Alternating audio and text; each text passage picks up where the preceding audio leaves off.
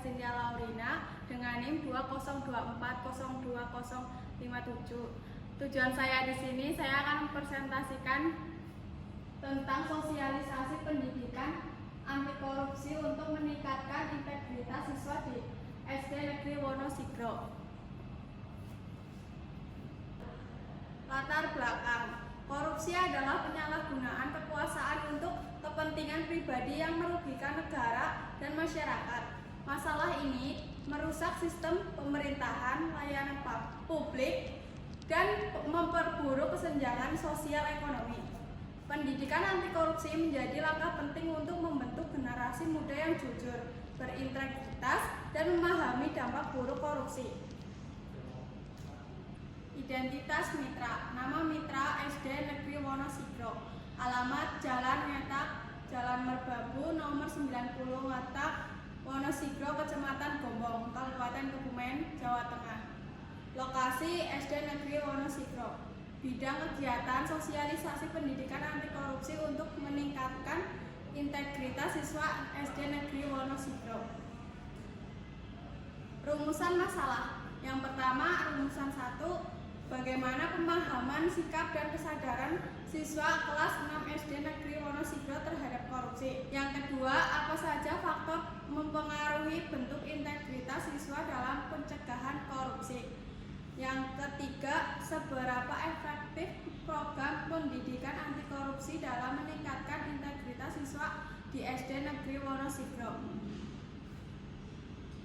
Tujuan program: yang pertama, meningkatkan pemahaman siswa kelas 6 SD Negeri Wonosigro tentang korupsi, dampaknya, dan pentingnya mencegahnya. Yang kedua, membentuk kesadaran akan pentingnya integritas dengan menanamkan sikap jujur, adil, dan bertanggung jawab. Yang ketiga, mendorong penerapan nilai-nilai integrasi dalam kehidupan sehari-hari. Kegunaan program: yang pertama, mengurangi tingkat perkembangan korupsi di Indonesia. Yang kedua, dari sisi lain dapat membuka wawasan baru bagi para siswa-siswi SD Negeri Wonosigro. Yang ketiga, dari sisi psikologis dapat membuat generasi muda sadar akan bahayanya korupsi. Luaran yang diharapkan: yang pertama, dari segi pengetahuan, siswa dapat menjelaskan pengertian korupsi dengan bahasanya sendiri. Siswa dapat menyebutkan contoh-contoh tindakan korupsi dalam kehidupan sehari-hari. Siswa memahami dampak korupsi bagi individu dan masyarakat. Dari segi sikap, siswa memiliki sikap anti korupsi. Siswa berani menolak dan melaporkan tindakan korupsi. Siswa memiliki integritas yang tinggi dalam bertindak. Dari segi keterampilan, siswa dapat mengidentifikasi tindakan yang terdapat dalam kategori korupsi.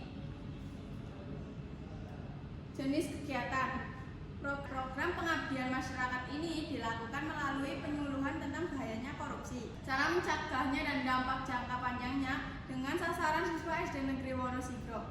Materi ini difokuskan pada edukasi anti korupsi bagi generasi muda. Kegiatan ini disertai pembagian door prize, snack, dan minuman untuk meningkatkan manfaat, kesan, dan implementasi nilai anti korupsi oleh peserta. Metode pelaksanaan: yang pertama, pembukaan dan perkenalan. Pembukaan kegiatan dapat dilanjutkan perkenalan anggota. Yang kedua, presentasi, pemaparan materi tentang bahayanya korupsi bagi generasi muda. Yang ketiga, pemutaran film, memutarkan film kepada siswa-siswi SD Wonosigro tentang kebiasaan menyontek. Yang keempat, istirahat dan pembagian snack. Istirahat dan pembagian snack kepada siswa-siswi SD Negeri Wonosigro. Yang kelima, diskusi dan tanya jawab dan pembagian dopres kepada peserta. Pemantauan dan pembinaan. Pemantauan dilakukan selama 2 bulan untuk memastikan kegiatan berjalan sesuai rencana, termasuk tugas penyuluhan dan respon sasaran. Pemantauan dikoordinir ketua penyuluhan, sementara anggota penyuluhan memantau sasaran.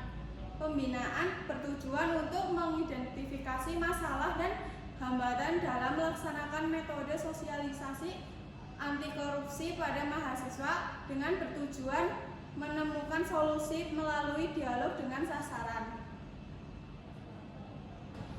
Evaluasi bertujuan untuk menilai perkembangan program dan efektivitas sosialisasi anti korupsi di kampus. Evaluasi dilakukan sebelum, selama, dan setelah kegiatan dengan analisis setiap minggu akhir bulan dan melibatkan mahasiswa sebagai perwakilan sasaran. Laporan dibuat berdasarkan hasil dicapai dalam pelaksanaan kegiatan penyuluhan di SD Negeri Wonosigro. Anggaran biaya: buku tulis seharga 50.000, spidol seharga 10.000, pulpen seharga 25.000, snack seharga 51 per orang, bensin 10.000. Sekian presentasi dari saya, kurang lebihnya mohon maaf. Wassalamualaikum warahmatullahi wabarakatuh.